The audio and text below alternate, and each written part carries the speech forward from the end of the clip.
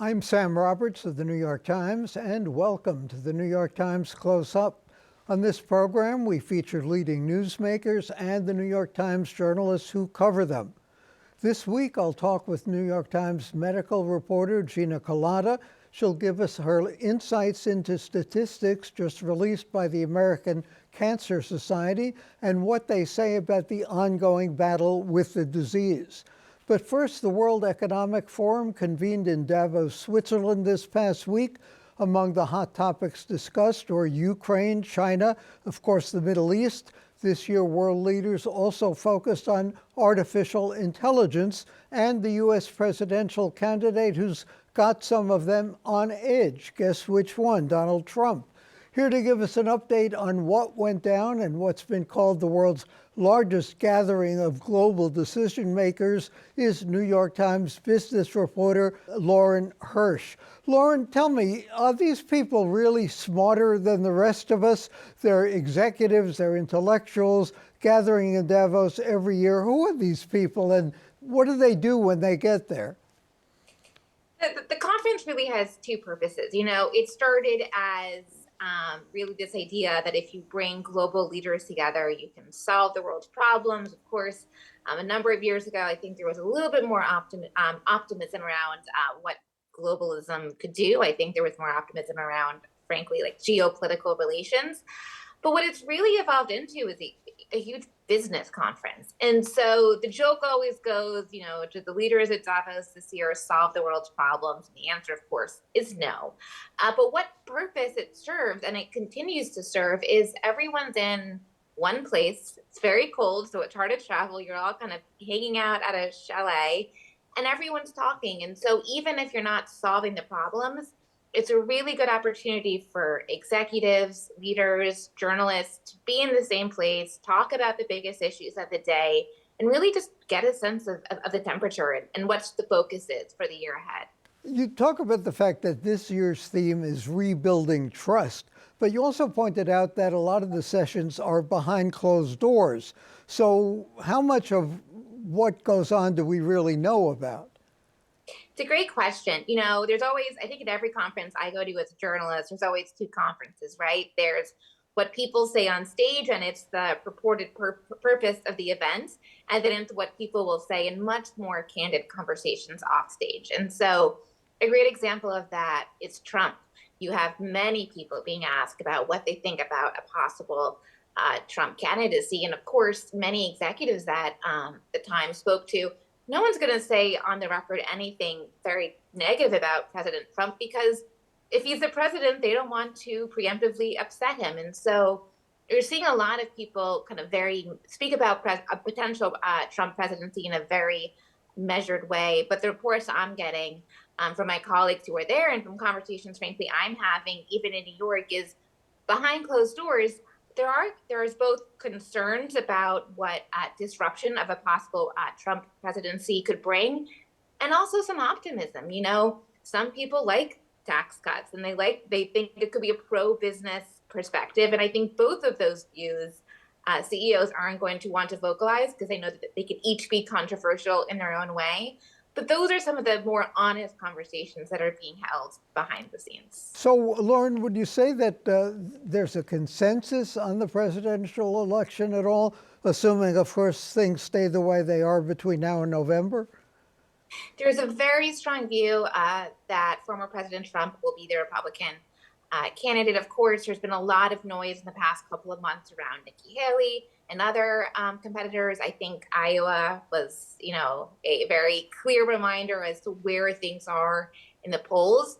There's a very strong view that President Trump will be the candidate. And then, of course, you can view that in one of two ways. If you believe that President Biden's biggest strength is running against, the fear, as many people would have it, of a possible Trump presidency, that's good for Biden. And they, for criticisms of him, they say it doesn't matter anyone but Trump. On the other hand, if you have concerns about President Biden's age or anything else, then you have some leaders saying publicly it's kind of there's no great option. So it depends on where you're coming from, but the consensus really does seem to be around this idea that it'll be former President Trump versus President Biden. From what you're saying, they don't sound terrified about the possibility of President Trump, former President Trump, being reelected. It varies. And we were kind of here, I think, the last time around where there is this question of, is he just blustered? Does he want to do what he actually says he's going to do? The beauty of American politics is checks and balances.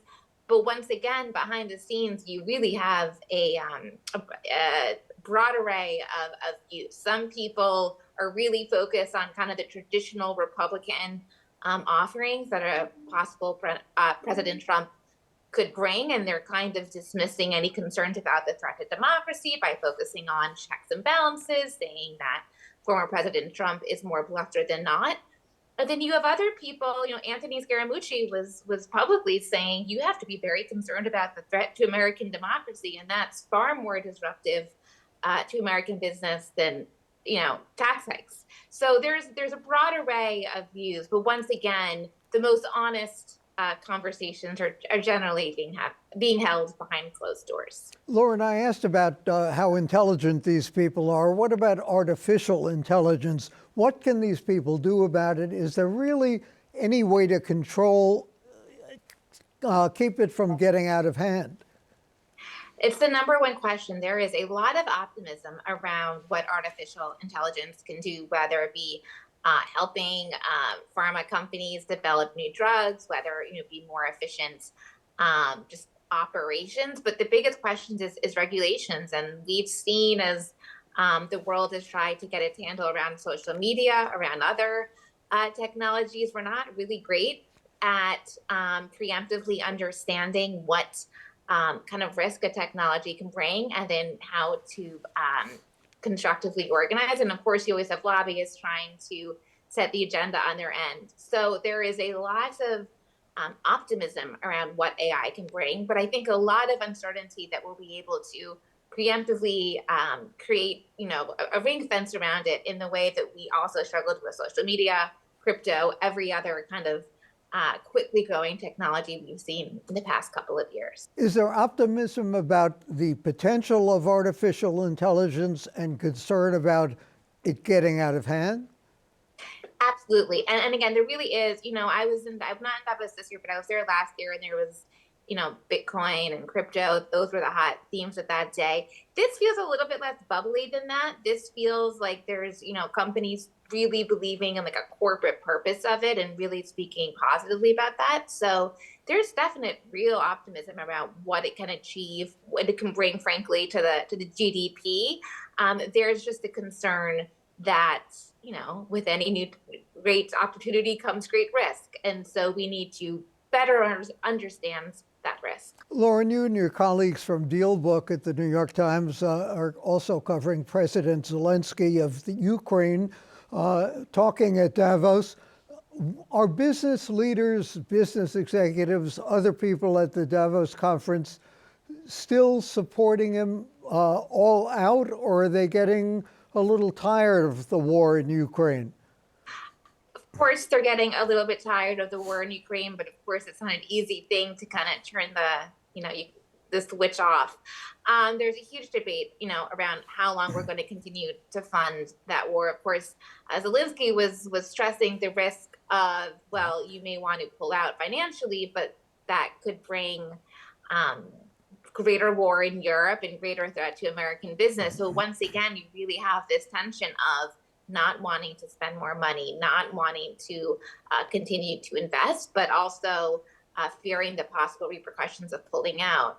And of course, another huge point for business is what happens to that area after the war. And you already have Zelensky meeting with a number of banks and leaders. And he did that, frankly, when I was there the last Davos, because there's going to be a huge investment and rebuilding opportunity, effectively, a Marshall Plan of today. So that's another huge focus, is who's going to make money off of rebuilding Ukraine. So what about widening in the Middle East war? Pakistan, Iraq, Iran, Syria. Is there real concern about that? Yes. The trajectory right now has just frankly not been positive. for geopolitics.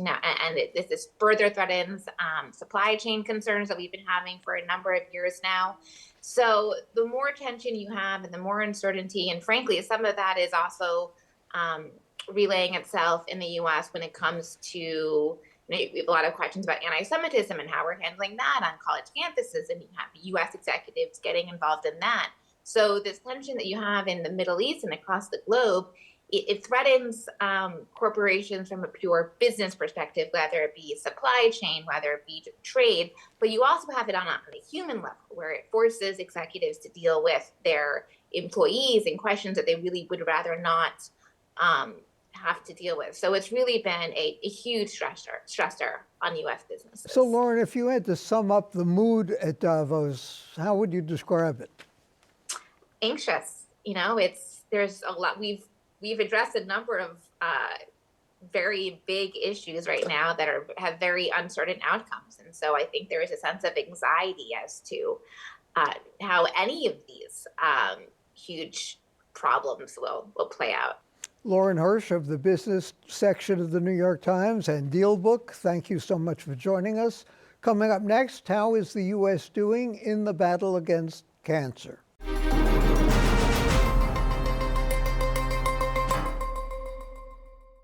This week, the American Cancer Society released its annual report. Cancer rates have been going down generally, but it's still very much a mixed bag.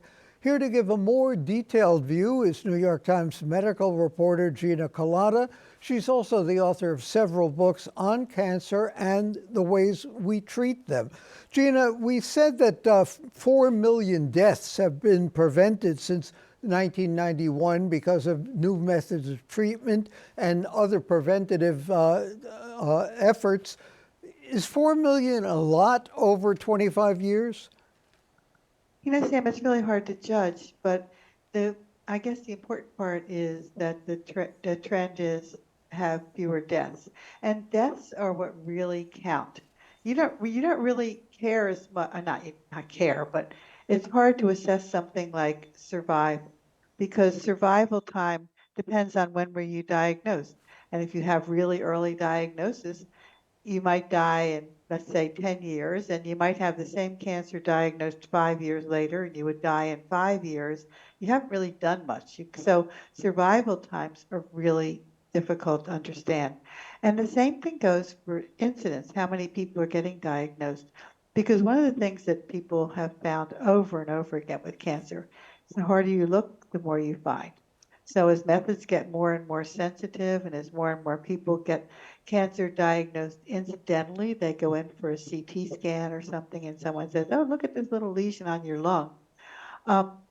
People are finding things that they might not have found, and while some of them might grow into cancers that would be noticeable, some might not, and some of the ones that grow into cancers that might be noticeable, it may not matter whether you found it really early or not.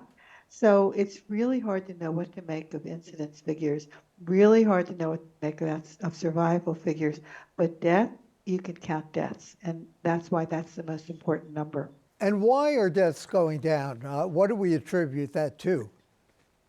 Well, the Cancer Society wants to say it's mainly, and this makes a lot of sense, less smoking, because you have fewer people getting lung cancer, esophageal cancer, all the other cancers that go with smoking. So there's a situation where the incidence does matter, because we know smoking is going down. Smoking is a major, major cause of cancer death. Other reasons are that treatment has really improved for a lot of cancers. And then there's also the question, the issue of diagnosis, and are they, maybe some of the diagnostic techniques really are leading probably to fewer deaths from cancer. For example, colon cancer diagnosis, it's not really looking for the cancer, it's looking for these polyps that could turn into cancer. So you can prevent cancers with colon cancer screening by removing polyps, even though most of them would not turn into cancer. It's no big deal to remove them, and then you're preventing the ones that would turn into cancer from doing so. Is that all kind of clear? I hope. Yeah, you say there's also, though, a problem with overdiagnosis. Oh, yeah, that's the problem. That's the issue with looking at incidence figures and with saying what really matters is finding things early. Overdiagnosis means you found something and you have treated something that you think is maybe going to turn into a deadly cancer. The problem is it's impossible to know in many cases whether what you're finding, especially if it's really early, is ever going to be dangerous. Some things don't turn into anything deadly. Some things go away. Some things never grow. Sometimes the person dies of something else before the cancer would ever have been an issue. And that's especially a problem with something, there's two situations that I think a lot of people have heard of where overdiagnosis has been a particular concern. And or actually there's more than two, but these are the two you probably know about. One of them is prostate cancer. They found a lot of really early prostate cancers, a lot of drastic treatment. Men have had a lot of drastic treatments, like having their prostate removed. When one thing people know about prostate cancer is not all of these early cancers will ever turn into anything. And so that's one reason now that there's been more emphasis on just not doing anything. If you find it really early, something really early that looks concerning, just wait and see what happens. It's probably not going to make any difference in the end. And you can wait. And if it doesn't grow and nothing much is happening, you're good. And if it does look like it's really getting ominous, then you can have the treatment before it gets too bad. But The you other should one keep is, getting checkups. yeah, you can keep, yeah, that's right. You keep getting checkups, but you don't have to have the surgery for some of these early cases right away. Speaking of prostate cancer, King Charles, how serious is his problem? Oh, it's nothing really. I mean, it's not nothing. It's bothersome, but it's not cancer. He has something called benign prostatic hyperplasia. And that means and this is something that happens apparently to like every man to different extents as they get older. By the time someone's 65, I think like half men have really noticeable symptoms. What happens is the prostate just starts to grow as people get older, men get older. And the prostate, it's like a donut with a hole in the middle where the urethra goes through. And the urethra is carrying urine from the bladder to the penis. And as the donut hole gets narrower and narrower, the urethra can get, because the prostate is growing, the urethra can get squeezed. And when it gets squeezed, it can be more difficult to urinate. Urine can come out in a slower stream. It can be, you may have to get up many times in the night to try to urinate. So the usual treatment for this, the usual way they start is with any of several drugs that can really sort of make people feel better. If the drugs are not working after a while, or some men say, I'm going to go right to surgery, there are various treatments, but every one of them has the same goal, just enlarge that hole. And the tried and true method has been around for 100 years. It's called a TURP. They just shave away at the inside, a little bit of the inside of that donut hole and give you more room. Then there's sort of newer, more fancy ones. You could shave it away with, I don't think they have a steam treatment. They have various other kinds of treatments which are newer. The problem is it's not clear if you're going to try a newer one, which is better. Is it better than the old one? I mean, maybe there are some head-to-head trials, but I don't know about them. However, for most men, if you have whatever the procedure Prince Charles is going to have to give him more space for his urethra, you're pretty much over it. You're pretty much cured. Once in a while, you have to have it repeated, which President Reagan apparently had to have done. He had a TURP, and then after a while, it wasn't working so well, so he flew in some guy from the Mayo Clinic who repeated the TURP. But in general, you get it done and you're good. And it's not cancer. It's not going to turn into cancer. It's a totally separate condition. Gina, you've written in the Times about the potential of gene editing. How revolutionary is that going to be? You know, Sam, I think this is really interesting because what they're able to do now, they used to, they've got things have gotten so much more sophisticated. They have gene editing treatments now where you don't just sort of cut out a gene and try to put something new in. You actually can change the DNA letters and fix the gene. There's a couple of clinical trials that are doing that now. One of them is for people with scary high cholesterol levels to permanently change their cholesterol levels by changing a gene, like changing one letter of a gene and making, and it's kind of incredible. I mean, I think this is going to be really interesting. The obstacle is getting it to the right places. Some organs, some cells are easier to get to than others, but I think it's going to be amazing. You've been covering health and medicine a long time. How has that Sure have. affected your life? How have you changed your habits because of stuff you've learned by covering this beat? Oh, not at all. I just, I always figure it's not me. I mean, I don't have prostate problems. I don't, I don't have cancer. I don't have heart disease. I mean, I don't really, I think there's a limit to what you can do by having sort of a healthy life to protect yourself. I mean, something's going to come for every one of us at some point. And yeah, I do believe in things like vaccines. I believe in taking a statin when your cholesterol's high, controlling your blood pressure, all that stuff. But that has nothing to do with reporting on all these things because they're sort of common sense preventive health things. But other than that, I don't sit there and think, oh my gosh, like what if I get ductal carcinoma in situ or something like that? I just don't. I just figure you do the normal sort of conservative things and don't go and don't obsess over. I really don't think of it. It's not like doctors who think they have every illness. I think I have no illness, which is probably not so great either, but that's sort of the way I think of it. Good for you. As a reader, I get confused sometimes. Should you have caffeine or not caffeine? Should you have a little bit of wine or no wine? Should you have margarine or butter? How is a reader supposed to know what's good for you and what isn't?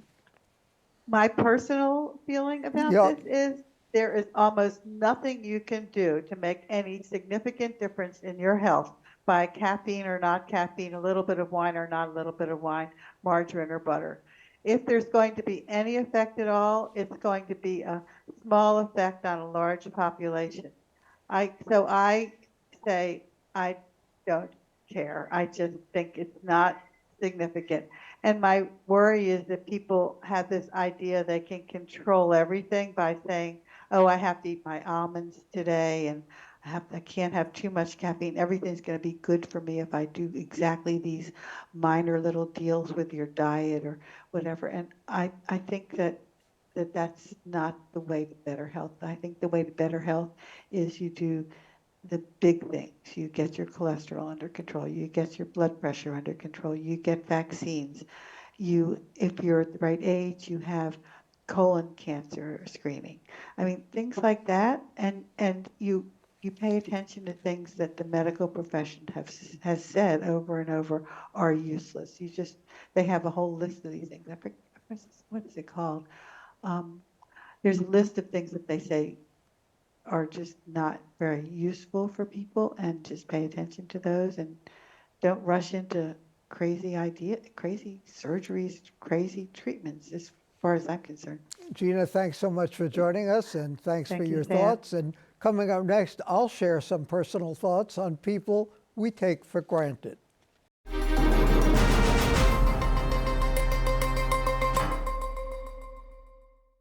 When is the last time you said thanks to a police officer? They stand around in the rain, angry motorists honk horns at them. They risk their lives every day in ways we take for granted. What a thankless job. 2 police funerals this week reminded me of a policeman's lot. One man who died was Joseph Zadroga, a former New Jersey police chief. His son James, an NYPD detective, was among the first responders when the World Trade Center was attacked by terrorists. James died in 2006. He was 34. The coroner in his hometown blamed his death on the toxic dust he inhaled while helping to clear Ground Zero. He was the first public employee whose death was officially linked to time spent by an emergency worker at the site. He received some compensation, but not the health benefits he needed and deserved. His father, Joseph, fought for those all the way to Congress. In 2010, thanks to Carolyn Maloney and other New York representatives, Congress passed the James Zadroga 9/11 Health and Compensation Act. Joseph Zadroga took on a fight that no father should have to face, said Patrick Hendry, the president of the police union, but he fought for his hero's son with incredible courage and helped every single 9/11 responder in the process. Joe Esposito also died this week. He was the NYPD's chief of department, the department's longest-serving, highest-ranking uniformed member. He oversaw the response to emergencies ranging from the attack on the World Trade Center to the devastation of Hurricane Sandy. Then he became the Emergency Management Commissioner, supervising the city's response to disasters, natural and man-made. Former Police Commissioner Bill Bratton said Esposito could be tough as nails, but not vindictive, not vain. He was a people person. He was a Brooklyn kid. He could walk into any room in any part of the city and get along. He loved life, Mayor Adams said, quote, "Joe did not ever want to just exist. He wanted to live." He sent us a video of him on a little walker in the hospital. And then he threw the walker to the side and said, "Listen, I'm living life." 2 cops, 2 lives, 2 public servants. Thank you. For the New York Times and CUNY TV, I'm Sam Roberts.